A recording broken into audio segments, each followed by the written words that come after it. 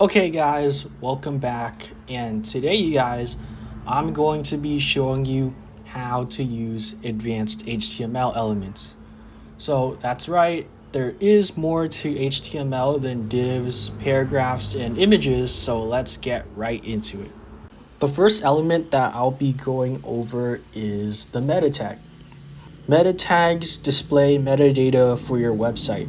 So when you think about meta, you can think of the title and the description of the website, which is what Google and other search engines will read when your website is on the internet.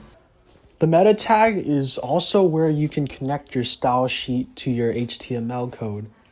So you guys don't forget that, but if you use your boilerplate, then everything will be all set for you.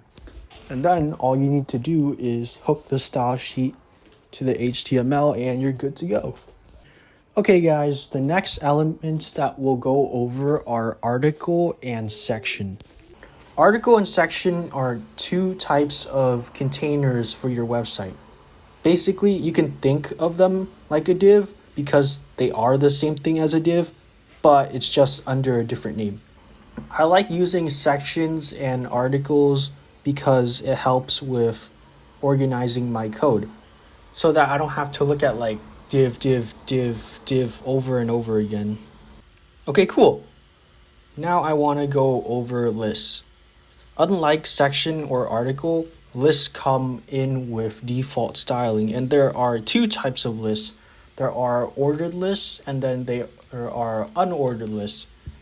Here you can see that this would be an unordered list while this would be an ordered list.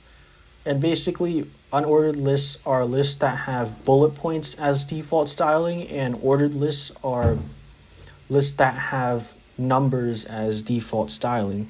But I mentioned default styling because if you go into your CSS here, you can modify the type of list styling that you want your list to have. I can set my unordered list to have no bullet points, for example. Or I can even set my ordered list to have like a list type of like square instead of our actual numbers.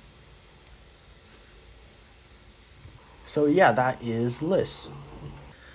Okay, the last element I want to go over is the link or a tag. And to use this link, we want to add a property called href, also known as hyperreference, and basically we would type in the link that we want our a tag to reference to. So if I had theoretically another HTML page like home HTML, I would be able to link our home HTML to this link. And if we wanted our link to open up another new tab or a pop-up, we would use a property called target, and then we would set this target to underscore blank. And that's going to open a new page that goes to home.html for us. We would also often add something called relationship no opener, which is good practice to prevent hackers from intercepting your link when people visit your website and then you click on the a tag. And that's pretty much it, you guys. There are more advanced HTML elements out there, but I just wanted to show you some of the elements you might find yourself using a lot.